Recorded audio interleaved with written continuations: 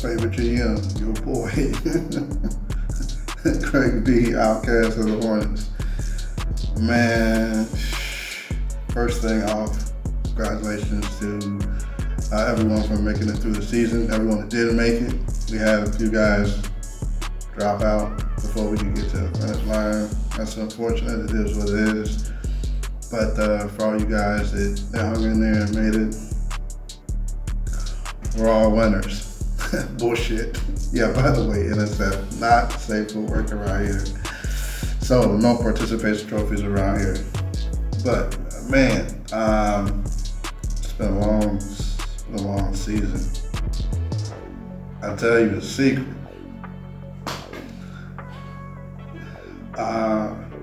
When Mauricio, who of course is not with the league anymore, talked to me about the league, and I checked it out. I was like, yeah, I think I definitely want to do that. And this team became available. The Charlotte Hornets became available, and I was like, okay, well, Luka's a solid player. He's coming up. He could be top 5 before it's all over. I think I could definitely work with that. At least I don't have to try and find a superstar. I already have one that can kind of work around that, right? And I also considered my time availability and the amount of energy that I was willing to put into it, considering I had a lot of stuff going on at the time. So I figured I was going to do this Larry Bird style, because remember, Larry Bird took over the Indiana Pacers. Well, Bird said that when he took over the Pacers, he was only going to do it for 3 years. So I came into this with the whole idea that I would only do it for 3 years. And I'm at the end of the 3rd year now, but the team played so fucking bad this season that I just couldn't. I figured I would have to go ahead and do more. I couldn't leave the team in disarray. So taking an exit was actually part of the plan, but because the season was so bad, I couldn't walk away with the team being bad. But also at the same time, I couldn't stop trying to compete. It was more than just not having the draft pick. It was also about just not wanting to concede that the team just wasn't going to produce anything near what we got last year. The first 2 years, 60 plus wins, first 2 seasons. And this year, just it all really boiled down to just not doing enough in the offseason to retain JaVale McGee or acquire a player like JaVale McGee. Simply put, just rebounding in the front court is just, you just got to have it. It doesn't matter what else you have on the court. If you don't have rebounding, it's just going to be tough to compete. And usually the teams that are at the top, usually have way better than average rebounding. Defense, of course, but the rebounding is definitely coveted skill set in a particular regard. And we got to the point where I wasn't sure which direction to take the team in. As I mentioned in the previous podcast, I had a lot of different conversations about what to do, and essentially one of those options was the players that I had that were valuable before the trade down, flipping all them for draft assets, younger players, whatever, and just riding the season out, and then retool, the following year or two. And that was definitely on the table, and I had the offers for Luka just would not stop coming. Left and right. Like I mentioned before, I was offered everybody. Players rated the same overall, 97. Players in decent packages, draft packages, there's all kinds of stuff, what's going on. And as we got closer to the trade deadline, the opportunity to do the Ja Morant thing came up. And the question that I even ask myself sometimes is, what did it have to matter? If Ja Morant's contract situation didn't make it so that we have to do the deal later, if we had done the deal, I'd have still done the deal at that time if the contract situation wasn't an issue. And the reason why that's a question is because he was going through that whole thing with waving the gun at the strip club. Oh, no, won't say strip club, at the gentleman's club. He went through the whole thing about waving the gun at the gentleman's club, and that kind of took him away from the team. He was out like a week and all this other stuff, a week or two, I can't remember. But it's during the course of that period, I was like, would I have still done this deal? Simply because he would have been out during that time frame, and the whole point of doing the deal was to kind of quick fix, but also shake it up without having to blow it up too much. So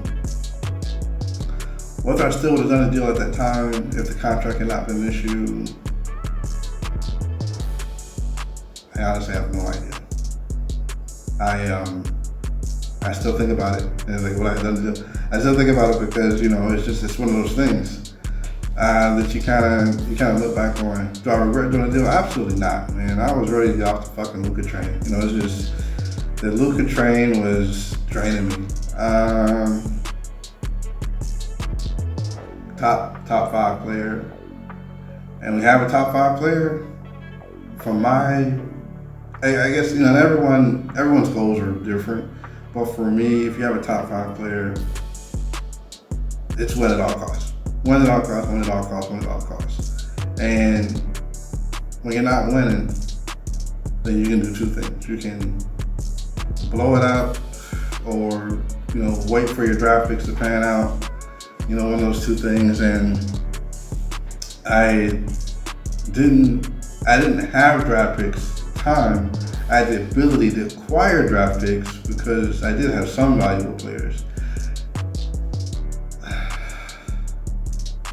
I just don't have the patience. I don't have the patience to do the whole draft thing and see if the draft picks pan out and stuff like that. I just don't have the patience. And that was leading me down to the path of having literally the worst season ever. And someone posted on a PR like a week ago or something like that, that the Hornets were like the most disappointing team in the league. No shit. Really, this just throwing myself out of down the stairs, disappointed. Just just totally. What the hell is going on here? This season was worse than like the only other season I had that was this bad was like my first or second year with the NLL, and I was Utah Jazz, and I had two star players, one superstar player. That superstar player was Stephon Marbury. So I had Stephon Marbury, and I had Ron Artest. Not the Lakers Ron Artest, but not Metal World Peace. That's what they call himself in the Lakers. I'm talking about Ron Artest. I'm talking about the Pacers Ron Artest. He was rated like an 85, and he was balling out for that season. And I had Jamal Tinsley. So I had a defensive guard in Jamal Tinsley that was also capable of playmaking. I had a Stephon Marbury was it's a scoring machine at the time, and then I had Artest as a key two-way player. And I can't remember who the center was, and who the power forward was. I don't even want to guess. I could try and guess, but I don't want to guess. It was 100 years ago. But of course, that was also the season that the Malice in the Palace happened. So, Marlon says is out basically most of the season. I think the following year he was with the Bulls, or was he with the Bulls? And then I can't remember. I have to look it up. I'm not going to look it up right now. I'm trying to do this podcast. It's a good way to eat up time, though, but I'm not going to do it. Either way, he was out for most of the season. Jamal Tinsley could not stay on the court to save his grandmother. He was hurt all the time. All the time he was hurt.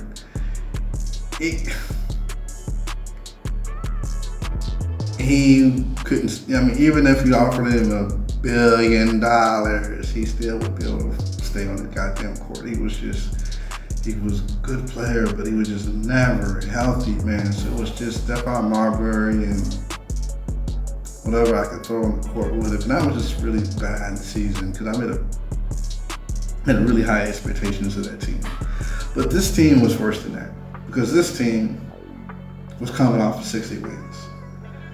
And it just wasn't coming together. It was a mass train wreck, clusterfuck, it was football, whatever you want to say. It was just a total rickety rack, So we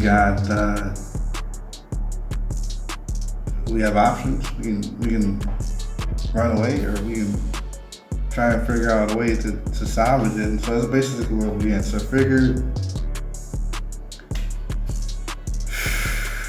man, if I can, like I said in the previous podcast, I had the opportunity to upgrade multiple positions. That's really what happened. I was able to upgrade like the power forward position and the small forward position in one trade. And even though the trade was incomplete, I was able to do that. And I said, if nothing else, at least I swung, So I think the first week was a little bit rough. It was very rough the first week, but Porzingis and Draymond Green definitely made a huge impact, And I was just like people were telling me they weren't really that big on Draymond's impact on the game and stuff like that. And I tell you what, man, I freaking hate Draymond Green. And hate's a strong word. I hate what he stands for on the basketball court, simply because he is unapologetically an asshole, in the sense that he doesn't even embrace being an asshole in a way that you can respect. He's just, I didn't do anything wrong, and I always thought that he so desperately wants to be Dennis Rodman. Just they're about the same size and have, a lot of the same offensive limitations and stuff like that. But I guarantee you in a wrestling match, Dennis Rodman would pile drive Draymond Green 9 times out of 10 and call it a day. And, and this game engine that we use, the way that we use it, Draymond Green was the perfect role player for what I wanted to do. And one of my favorite lineups is a playmaking point guard, scoring shooting guard, jump shooting power forward, and then the small forward and the center or role players. These are one of my favorite lineups. I like to use. I just never really get to use it that often in these leagues. But that's really kind of what I aim for in some situations. That's why you always see me put like the scoring point guard as the shooting guard, because I want scoring from that position. But they took off. We had some injury hiccups along the way, but we took off and they made noise. They made noise, which was fantastic. And I knew that sooner or later that either Luke was going to be out or FBB was going to be out, and that was going to kind of ding things up a little bit, and which it did. I didn't expect them to both be out the same week. They both ended up being out on week 20. By then, we were pretty close to being a near lock for playing. I think my magic number was only 1, meaning that the teams below me had to lose 1 or had to win 1. And that's basically what happened. I only won 1, and all the teams below me lost at least 1. So I ended up being a lock like the first 2 days of the week. And then it's just a matter of waiting for this thing to start. But when you go from last year, which I think was 62, 63, 64 wins around the area, to 35 and 47, if I'm not mistaken, I'm going to take a look right now. I think that's what their record was when I took over. That's what their record was when I took over. So basically, over a 3-year stretch, they didn't move. How you like them apples? So, yeah, so definitely not walking away at this stage. I think that trading for Ja Morant frees me from some of the roster mistakes that I made prior to now. And this is still going to be a crazy offseason. Most of these guys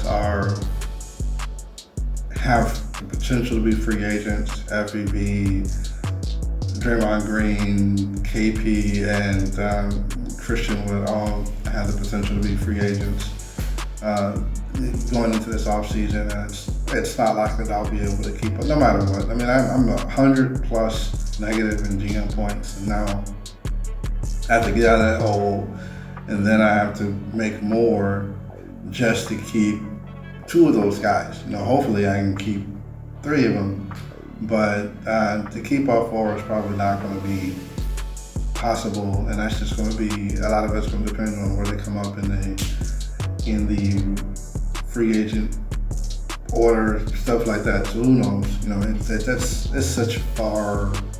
I mean, it's so far away from right now. We're talking like another 4 or 5 months before we even have to think about that. So it's a long way from even being marginally important in this regard right now. I do have a lot of focus on the play-in. We already had 1 game played so far at the time I'm doing this video. And we have 1 game played so far. And Philly beat the Bulls. And you guys already know, I got a healthy fear of the Bulls. That's just it is what it is. The Bulls have been the bane of my existence since I got in this league. And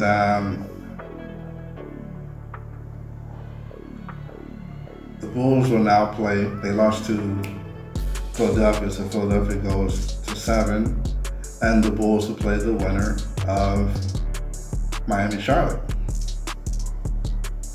I don't know. I guess the Bulls have a weird situation because that Anthony Davis guy, he's like some sort of mix between Hakeem Olajuwon and Dennis Rodman. I mean, he's just like, on defense, he's everywhere. He somehow always manages to be part of the play on defense, always manages to be near the guy shooting the ball, just constantly there. And on offense, what can you do? You can't stop him. He's just clutch play after clutch play. He's got to be the most valuable player in the league. We don't see it because he's hurt all the goddamn time, but he basically single-handedly carries this team when he's healthy because they don't have John Wall, and there's really no third star. The next best player behind Claxton, because Claxton is considerably better than you think he is when you finally get around to looking at what he does. But I think the next best scorer is probably Malik Monk, who oddly enough didn't play in the playing game.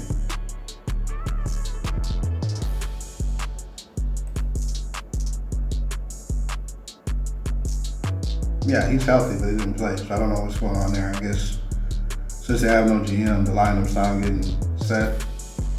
I guess I'd assume so. I mean, who? I don't know what the process is for that with the team, and I don't know. All I know is that the Bulls are like possessed. The Bulls are like possessed. So tomorrow, Charlotte and Miami play, and whoever wins gets the curse of having to play the unpredictables. That's the case. Like, it's just, you never know when you're gonna get with that team. Who knows? Maybe Malik could be playing and the Bulls will win by fucking 50 or something. I don't know. We'll see. But definitely shout out, congratulations to Joshua of the Wizards, #1 in the East. Not only Southeast Division champion and #1 in the Eastern Conference, and that's a big deal because I took the division last 2 years. So congratulations, homeboy. You put in a lot of work. We had a lot of conversations over during the course of the season, and I can't say I'm sorry we didn't get that trade done, but you didn't need it.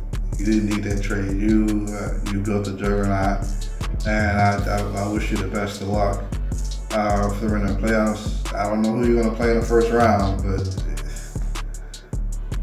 what's the point of being in the play-in if you got to run into a team like the Wizards on your first round? It's like, might as well lay down and let the tractor roll over you. But anyway, it's a fantastic team. Hats off to you. You did an excellent job. You don't get enough credit for how well you put that team together. And everyone else, hey, it's party time. It's the playoffs.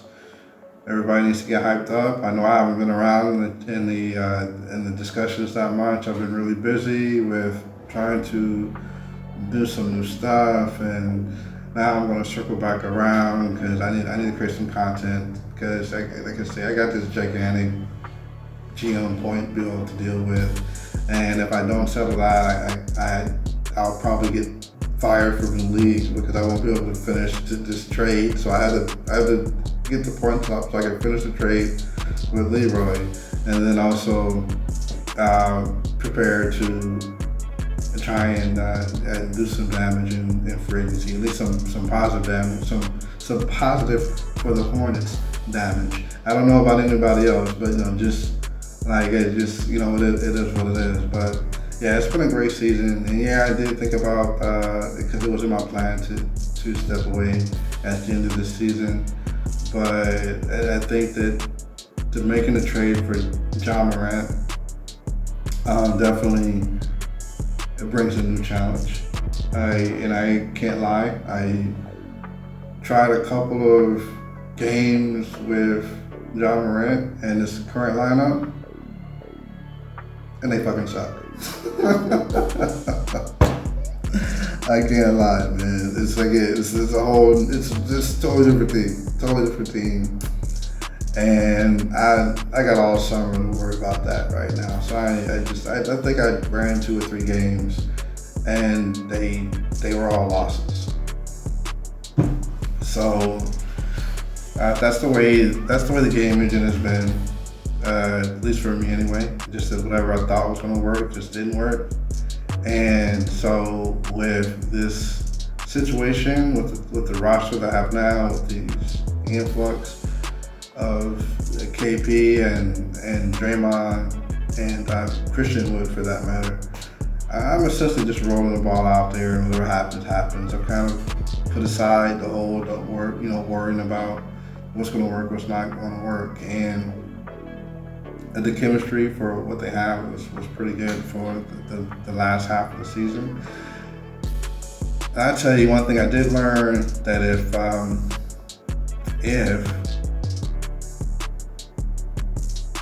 you have a situation where a deadline trade is going to save your season, don't do it. It's not enough. It's not enough. It's not. No matter what happens, I just think that flipping the roster around just to make a run at the end of the season, they have to do the play-in, and then once you get in the play-in, you have to face the top seeded team. For the excitement, it's there, but especially in this particular case where all these guys are free agents or potential free agents, the challenge is one thing, but then at the same time, you don't want it to be impossible. And I think that's kind of where I'm at right now is this team, this idea where next season it'll be like Fred VanVleet, Ja Morant, Draymond Green, KP, and Christian Wood. That's not going to happen. That's not going to be the team that I have next season. For all we know, all those guys could be gone except for Ja Morant, and it'll be a totally different team next season. So I have basically zero expectations of what next season's team will be, and that's, like I said, that's part of the challenge. I have Obi Toppin coming in. Obi Toppin was a player that I was looking to draft,